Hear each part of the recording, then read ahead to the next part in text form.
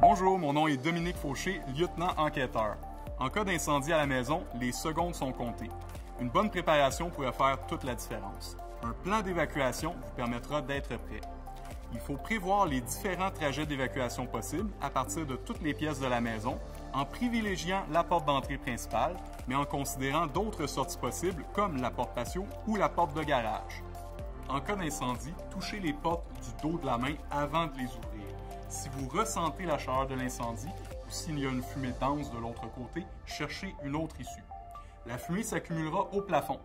Marcher à quatre pattes ou ramper près du sol permettra de respirer l'air frais, d'éviter de chuter et d'avoir une meilleure vision de votre environnement. Pour les jeunes enfants ayant besoin d'aide ou d'accompagnement, les parents devraient s'entendre à l'avance sur qui évacuera quel enfant. On ne dira jamais assez, l'avertisseur de fumée sauve des vies.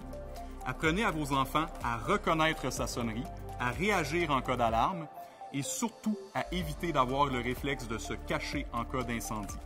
Les enfants pourraient vous aider à vérifier le bon fonctionnement des avertisseurs de fumée de la maison. À Laval, les dernières statistiques nous montrent qu'environ une fois sur deux, l'avertisseur de fumée était manquant ou non fonctionnel à la suite d'un incendie. On doit prévoir à l'avance un point de rassemblement à l'extérieur et un moyen sécuritaire de rejoindre le 911, comme auprès d'un voisin. On ne doit pas perdre de temps à tenter de récupérer du matériel dans la maison ou à chercher des animaux. Une fois à l'extérieur, on y reste et on attend l'autorisation des pompiers avant de rentrer. Environ 80% des incendies surviennent en milieu résidentiel. Soyez prudents, le premier responsable, c'est vous.